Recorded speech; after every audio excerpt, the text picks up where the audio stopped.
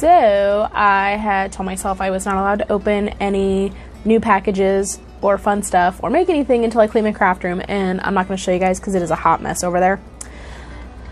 Yeah, no, sorry, I ain't showing y'all that. But I got something in and I'm going to open it anyway.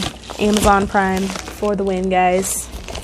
This is something I've been meaning to order because I had gotten one before and it was terrible, but I've been told that this brand is really, really good. So let's check this out. I'm not going to make anything right now, but I'm at least going to open it. So, alrighty. So what I have here, gosh, this is all going to be backwards, huh? I'll see if I can fix this later. What I have here is a Pom Pom maker. I don't know if you guys can see. Sorry, my light's kind of shining on there. Pom Pom maker, and these things are super cute. I've seen them made for all sorts of different projects, and I've got some cool ideas in mind. So I'm going to open this bad boy up. This one is the Clover brand. I will link it in the video description too, so you guys can make sure you get the right one. I ordered another one from Amazon. It was like a cheaper set. No, and it wasn't that much cheaper. It was like $1 less, but I was trying to be frugal. Oops. But yeah, no, that one was not going to work for me. So this little handy dandy deal, I should probably read the instructions first. Yeah, I'm gonna not break it. But anyway, this little dealio helps you make, let me see, are there any good pictures? Some cute little pom-poms. It's got like the how-to on here, but I'll do a video for you guys. I just wanted to open this up because I'm being anxious. Okay, so full disclosure, I have not cleaned the craft room, but we're gonna do this tutorial anyway. I cleared off enough space to at least do this project. Alright, so let's look at our tools. I've got some thin jute, you can also use yarn, some scissors, our Clover Pom Pom maker. This is the extra large size. We're going to go ahead and open this up because that's how we're going to need it to start the project. Just pull these little blue arms out here and some strips of fabric. I'm doing a fall pom pom, so I have a fun plaid and some burgundy. So the first thing we're going to want to do is take one strip of our fabric and start to wrap it around the blue arms of the pom pom maker. I like to start on the outside, but there's really no wrong way to do this. You're just going to hold one piece down with your finger and start wrapping it around. It doesn't have to be super, super tight, but definitely make sure that the fabric is not loose either. We're just going to wrap this whole piece around. For this one, I took a plaid strip and then did a solid, and then I'll do another plaid strip, so it kind of creates a pattern. It helps distribute the little pieces at the end. So now I'm going to do the same thing with the solid strip.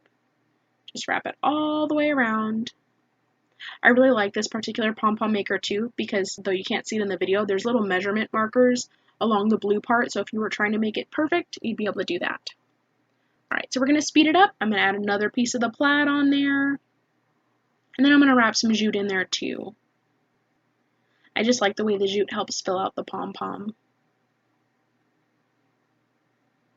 Get that all nice and wrapped on there, and then on the other side we're going to do pretty much the same thing.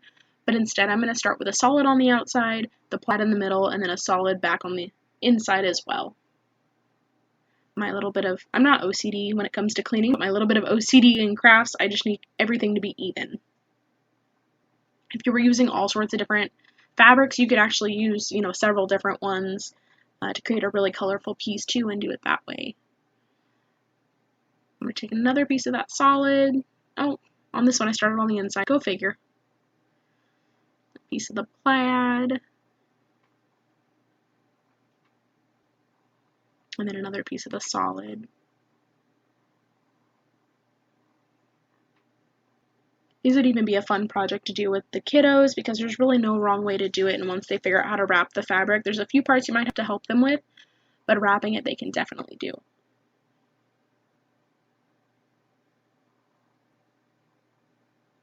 Get my jute in there as well.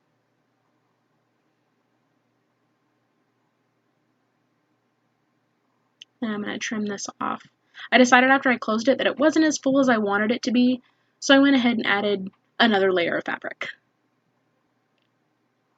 What I did this time though was if I used 2 plaid on that side, the first time around and 1 solid, I flip-flopped it and did 2 solids and a plaid. Fun fact, the burgundy fabric I'm using here is actually a sheet I picked up at Goodwill. It was a pretty color, and I just happened to have some plaid that had a very similar shade of purpley red in it, and I figured it would go with it just perfectly. I'm going to wrap those extra pieces over on this side too.